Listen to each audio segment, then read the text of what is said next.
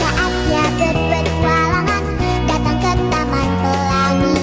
Bersama teman-teman semua, yuk kita saling membantu. Aku punya tas berlari dengan si Joko. Bergegaslah ayo berpetualang. Saatnya rainbow. Assalamualaikum warahmatullahi wabarakatuh. Salam sejahtera bagi kita semua. Shalom, Om Swastiastu, Namo Buddhaya, dan salam kebajikan. Halo semuanya, perkenalkan nama saya Ivone Julebius. Saya dari Universitas Bosowa, Fakultas Psikologi, Prodi Psikologi, dengan NIM 4524091110 dari kelas I, Angkatan 2024. Nah, pada kesempatan kali ini saya akan menjelaskan tentang konsep pengetahuan untuk memenuhi tugas filsafat ilmu yang diberikan oleh dosen pengampu Bapak Syarul Alim, SPC, MA, PhD, untuk sumber informasi materi yang saya dapatkan dari buku filsafat ilmu by Profesor Dr. Amsa Bakhtiar, MA. Langsung saja kita masuk dalam materinya. Pada poin pertama kita akan membahas definisi dan jenis pengetahuan. Jadi secara etimologi, pengetahuan berasal dari kata dalam bahasa Inggris yaitu knowledge. Dalam Encyclopedia of Philosophy dijelaskan bahwa definisi pengetahuan adalah kepercayaan yang benar atau knowledge is justified through belief. Sedangkan secara terminologi akan dikemukakan beberapa definisi tentang pengetahuan.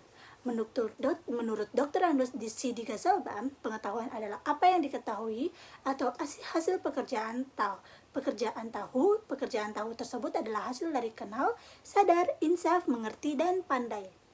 Pengetahuan itu adalah semua milik atau isi pikiran. Dengan demikian, pengetahuan merupakan hasil proses dari usaha manusia untuk mengetahui. Dalam Kamus Filsafat pula dijelaskan bahwa pengetahuan atau knowledge adalah proses kehidupan yang diketahui manusia secara langsung dari kesadarannya sendiri. Dalam peristiwa ini, yang mengetahui atau subjek memiliki yang diketahui atau objek di dalam dirinya sendiri. Sedemikian aktif sehingga yang mengetahui itu menyusun yang diketahui pada dirinya sendiri dalam kesatuan aktif. Nah, lebih lanjut lagi, dijelaskan bahwa pengetahuan dalam arti luas berarti semua kehadiran internasional objek dalam subjek. Namun dalam arti sempit dan berbeda dengan imajinasi atau pemikiran belaka, pengetahuan hanya berarti putusan yang benar dan pasti, atau kebenaran, kepastian. Di sini subjek sadar akan hubungan objek dengan eksistensi. Pada umumnya, adalah tepat kalau mengatakan pengetahuan hanya merupakan pengalaman sadar. Karena sangat sulit melihat bagaimana persisnya suatu pribadi dapat sadar akan suatu eksistensi tanpa kehadiran eksistensi itu di dalam dirinya. Nah, orang pragmatis sendiri, terutama John Dewey, tidak membedakan pengetahuan dengan kebenaran atau antara knowledge dengan truth. Jadi pengetahuan itu harus benar, kalau tidak benar adalah kontradiksi. Oke, baik, selanjutnya kita akan membahas tentang jenis-jenis pengetahuan. Beranjak dari pengetahuan adalah kebenaran dan kebenaran adalah pengetahuan, maka di dalam kehidupan manusia dapat memiliki berbagai pengetahuan dan kebenaran. Burhanuddin Salam mengemukakan bahwa pengetahuan yang dimiliki manusia ada 4, yaitu yang pertama, pengetahuan biasa, yakni pengetahuan yang dalam filsafat dikatakan dengan istilah common sense dan sering diartikan dengan good sense.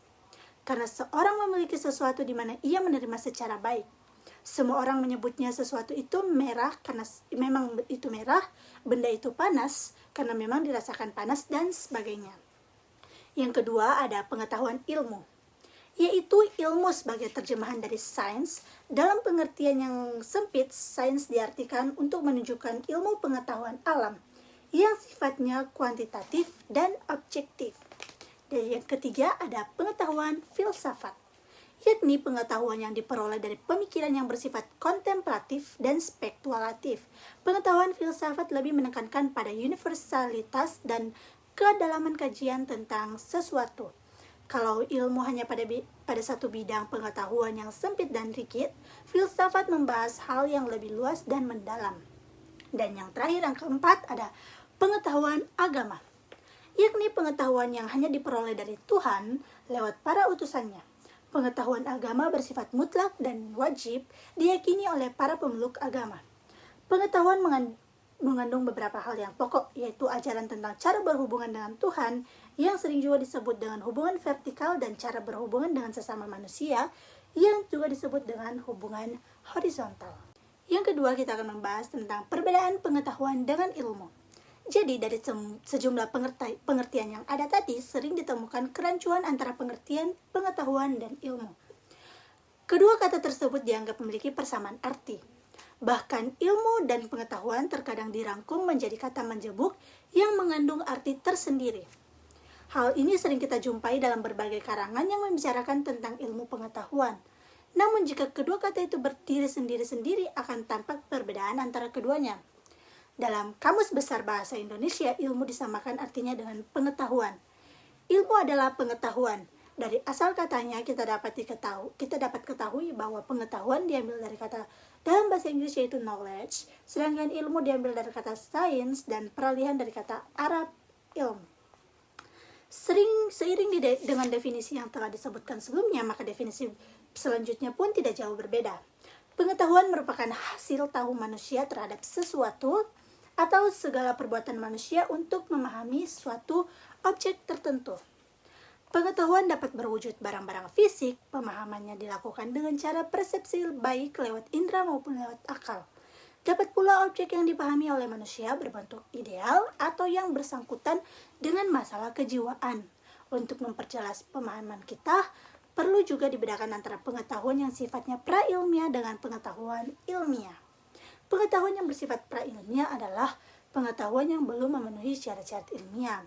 Pada umumnya, sebaliknya pengetahuan ilmiah adalah pengetahuan yang harus memenuhi syarat-syarat ilmiah. Pengetahuan pertama disebut pengetahuan biasa, pengetahuan kedua disebut pengetahuan ilmiah. Nah, kita dapat melihat perbedaan antara ilmu dengan pengetahuan itu melalui perbedaan ciri-cirinya.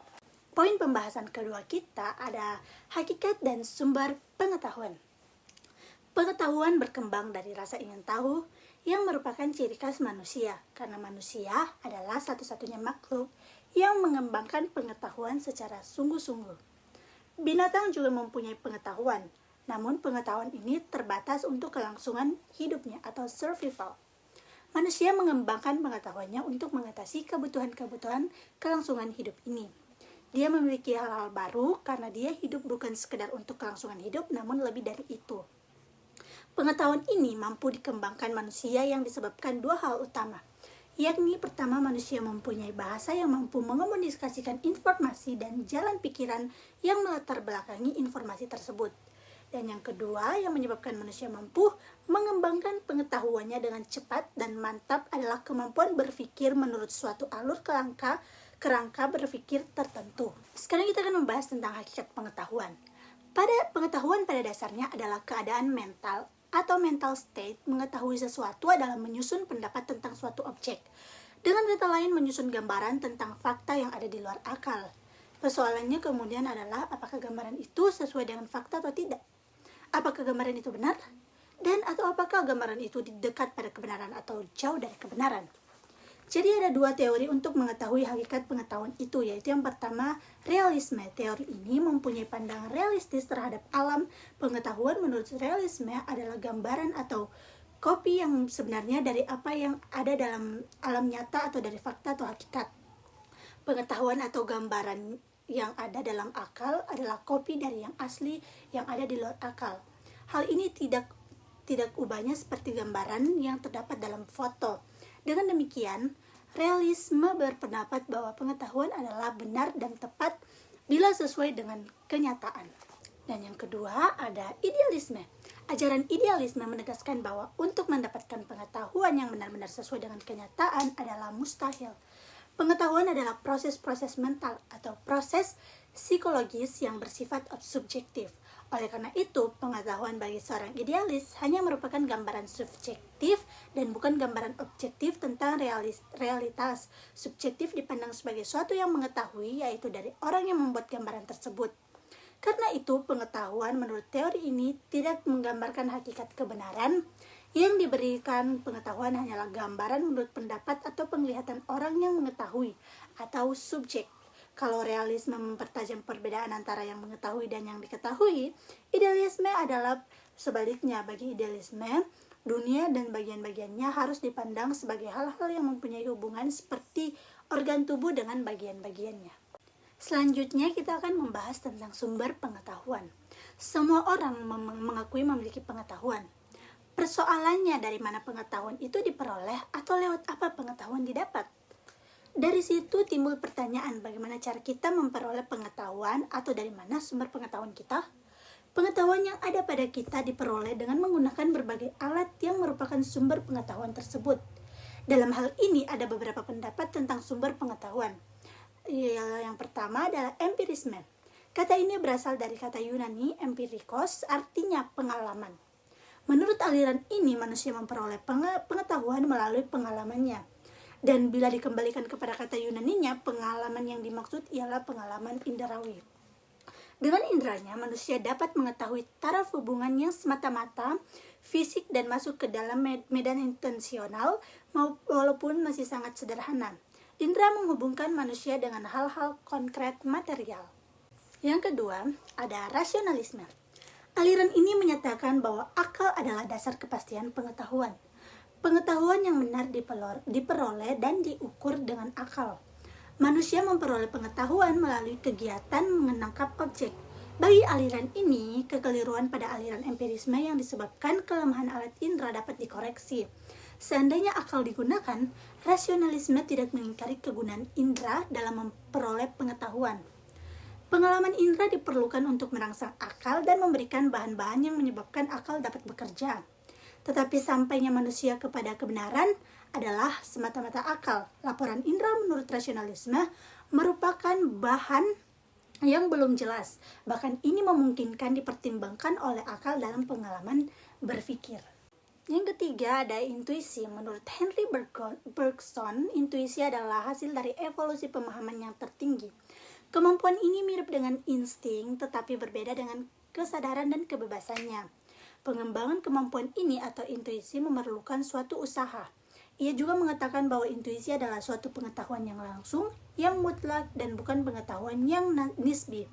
Menurutnya, intuisi mengatasi sifat lahiriah pengetahuan simbolis yang pada dasarnya bersifat analisis, menyeluruh, mutlak, dan tanpa dibantu oleh penggambaran secara simbolis. Nah, yang terakhir atau yang keempat ada wahyu. Wahyu adalah pengetahuan yang disampaikan oleh Allah kepada manusia lewat perantaraan para nabi. Para nabi memperoleh pengetahuan dari Tuhan tanpa upaya, tanpa bersusah payah, tanpa memerlukan waktu untuk memperolehnya. Pengetahuan mereka terjadi atas kehendak Tuhan semesta. Tuhan mensucikan jiwa mereka dan diterangkannya pula jiwa mereka untuk memperoleh kebenaran dengan jalan wahyu. Kepercayaan inilah yang merupakan titik tolak dalam agama dan lewat pengkajian selanjutnya dapat meningkatkan atau menurunkan kepercayaan itu. Sedangkan ilmu pengetahuan sebaliknya, yaitu dimulai mengkaji dengan riset, pengalaman, dan percobaan untuk sampai kepada kebenaran yang faktual. Baik, cukup sekian penjelasan dari saya. Semoga apa yang saya jelaskan dapat bermanfaat bagi teman-teman semuanya dan tentunya bagi saya juga. Mohon maaf bila ada salah kata. Sekian dan terima kasih. Bye-bye.